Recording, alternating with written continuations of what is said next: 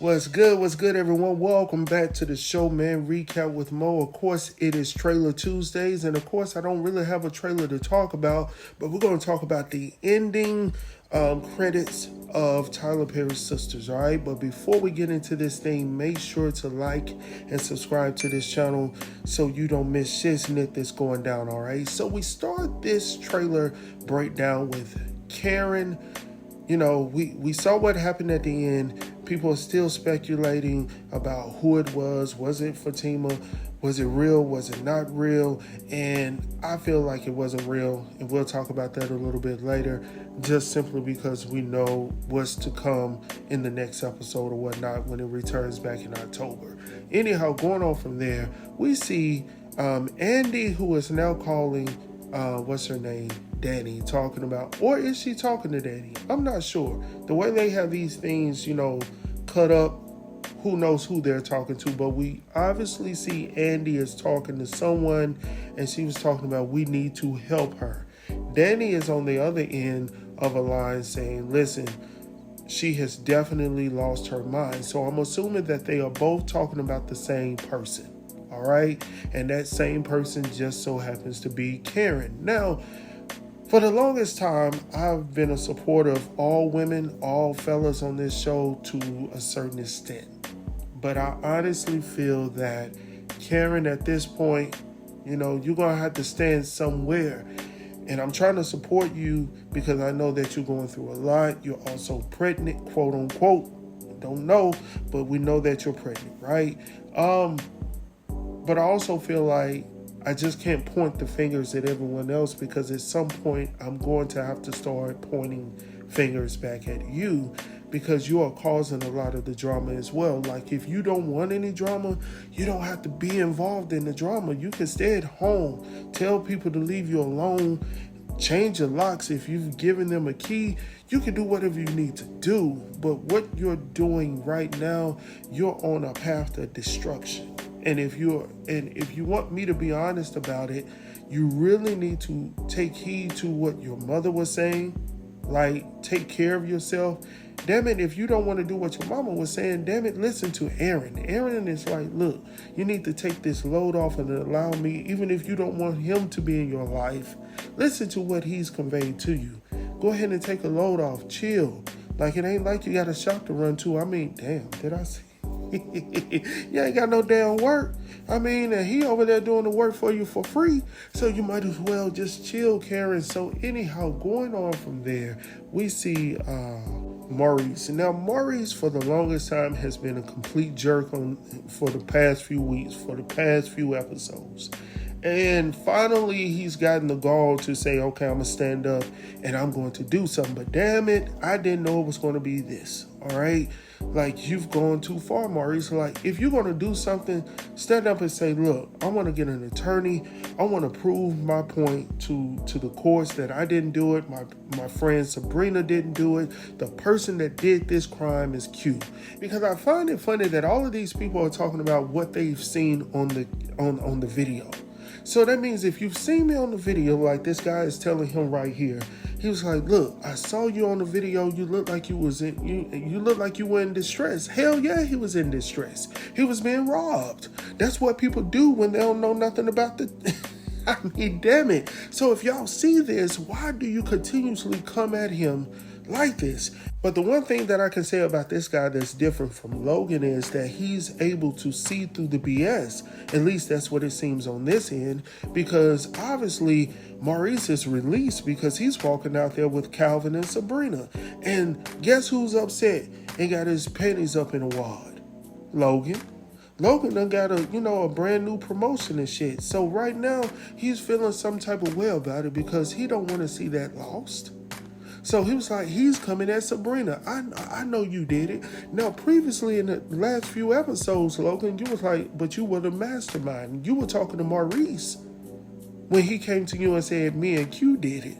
Now, all of a sudden, you still pointed and aimed and cocked and loaded towards Sabrina. Why are you coming for the least of these? Like, if you gonna come from somebody that for real got an issue that potentially could rob a bank, it's definitely not going to be Sabrina.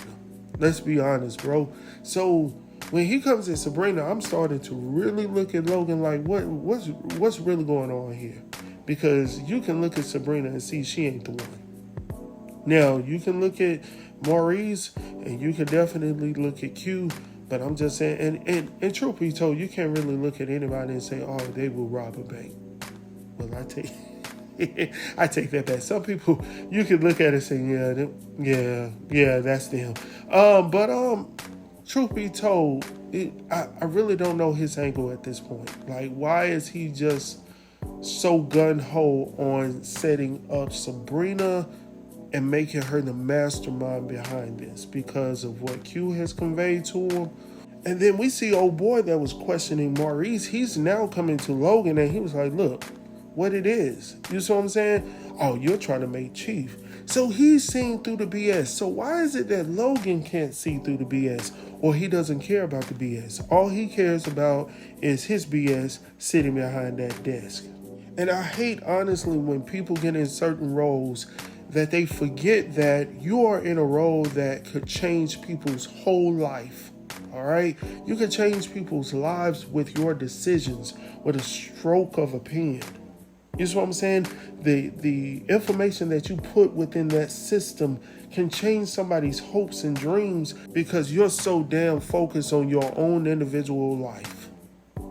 And I hope that's not the case, but honestly, that's what it is, or what it seems to be with Logan. All right, so moving on from there, we see this guy talking about, I think it's only fair. And Danny is like, look, it's only fair that you stop listening to my phone calls. So I'm wondering what the hell has gone down. Like, okay, so this is what I'm thinking. So I'm thinking that Danny was smoking on the premises and it alerted the security to come out. And while he was coming to investigate what was going down, he overheard her talking on the phone about Q and the robbery.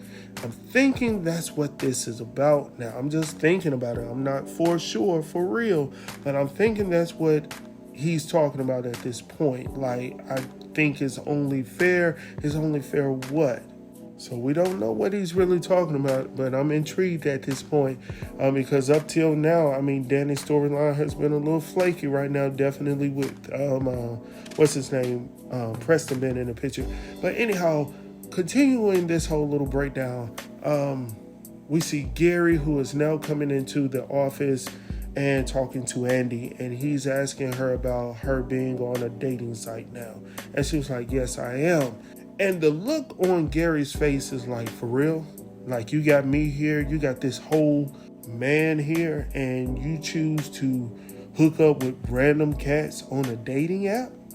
I can see it in this expression, man. And Gary, I'm blaming a lot of this on yourself because you brought it upon yourself. First and foremost, like, as a married man, I'm just looking at this equation from this vantage point. First and foremost, you did not end your marriage with your wife before you got into this relationship with Andy. So she's already having trust issues there. Secondly, I have a problem with men who want to be somewhat in a semi-committed relationship but don't want to put nothing on it. Like, I want you to commit to me. I want you to be solely with me, but you can't really put a ring on it and then treat me like you want to be treated. You see what I'm saying? And what I mean by that, Gary, and this ain't no shit on man type of nothing, because I'm going to call it how I see it on both parties. All right. And one thing that I'm not that type of dude that I'm not going to be fair across the board. But honestly, for me, Gary messed this thing up from the very beginning. He didn't start this relationship on the up and up. Yes, Andy knew about the situation. That's all fine and dandy, all right? But at the same time, the way he started this relationship or this situationship with Andy was effed up because he was still in a relationship. He was still married to this woman. And instead of getting all of that stuff out of the way, you've had people come into her apartment shooting. You've had her getting cussed out. You've had a death, almost a death. All these things have transpired, Gary, because of your actions, bro. And now you're giving her this look of disgust on your face. And you're like, hell to the no. You sitting up here for real on a dating site? And then I'm looking at Andy like, what the hell is going on with you as well? Because a woman of your caliber should not be on a dating site. No, well, let me take that back, because obviously nowadays people do what they want to do and they live how they want to live. So I can't really say anything about it. People just do what they want to do. And I'm fine with that. Do what you want to do. All right. But at the same time, there are some things that you would never see certain people do because they had so many options. And I feel like Andy has options, just like you saw old boy. How you saw him, Fatima has options. You see what I'm saying? Those types of women, those types of men have options. And most of the time, that's the reason why you see men and women in high profile careers and stuff, not all, but some, they get into these extramarital affairs and situationships on the side because they have the opportunity, they have options out there, and they can afford those options. You see what I'm saying? So it's just strange to me that Andy would pay a lot of money to be so-called vetted into this dating app that Fatima knows absolutely everybody that's on the app. So anyhow, going on from there. All right. So let me go ahead and get to the good part real quick. So we finally see some action with Zach's son, Michael. Now, as we've all seen, episodes eons ago, Michael wasn't living in the best situation, all right? His mom, Heather, wasn't really tending to his actual needs. She didn't know that he had a hearing issue. She just thought he was bad and wasn't listening. And so she wasn't in tune with that, and obviously she had other obligations that were taking her away from her child. And then she got this dude who is not the baby's father that's living in the house with her, who is not being the best example for her son. So Zach obviously makes way over there because he's laying hands, and I don't mean in a spiritual manner. He's laying hands, those hands on old boy. Now I don't know I can't even recall his name, Cheeseburger or something like that. I can't even remember. I can't even remember his damn name. But anyhow, you see the clothes laying in the back and nobody keeping up the house. Like, what the hell is going on? And secondly, why is that bassinet sitting back there in the corner? Because, old boy's he too big to be in that, right? See, that's what I'm talking about. Everybody, man, let me get up off of this. Anyhow, yeah. So now the plot thickens. Now, I told y'all a while ago, Bio was going to come through because now he's talking about the return on his damn investment. I told you. Listen, I told Sabrina. Sabrina didn't listen to me. You fine, Sabrina, but you're not listening. And Bio saw that fineness too. So when he was investing that $1 million or so for your friend Maurice, he was also putting that down payment down. Now he's talking about that investment. Now I'm really intrigued about what that investment is. You hear me? I'm trying to see what that investment is, Sabrina. Like, what is he going to be asking for, from you specifically? Like, I just don't know. Those question marks are going all around my head right now. But, yeah, so from that Zach situation with Michael and Cheeseburger over there, and then you got Sabrina and Bio, and he's talking about that investment. He wants that return back, and we don't even know what's going on with Maurice. Did he mess up some other stuff on the side? So I'm like, hell yeah, I'm ready. And then last but not least, which I'm not really concerned about, obviously Aaron has found out that Zach is the father, so-called father. We're not sure, we don't even know what Karen has been doing. As far as we know, Karen could have doctored that up herself. I'm not sure. My thing about Karen is this. Karen, you have had numerous opportunities to share with either Zach or Aaron that they are the father or they're not the father. And for some reason, while you're holding hands and you're looking people in the eyes, you're sitting at the table talking about, I want you to come back to the crib and make love to me, whoop, whoop, whoop.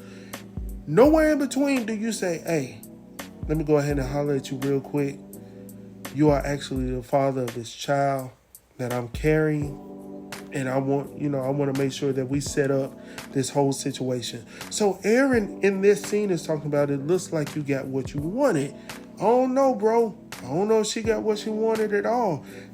Listen, I'm intrigued about what's going down. I know a lot of people are getting discouraged with, how this whole layout has been. But, more than the show, I'm enjoying the dialogue just that we are having about the show. Like, it's bigger than the show. It's just not about these characters on these shows that make us feel good about watching it.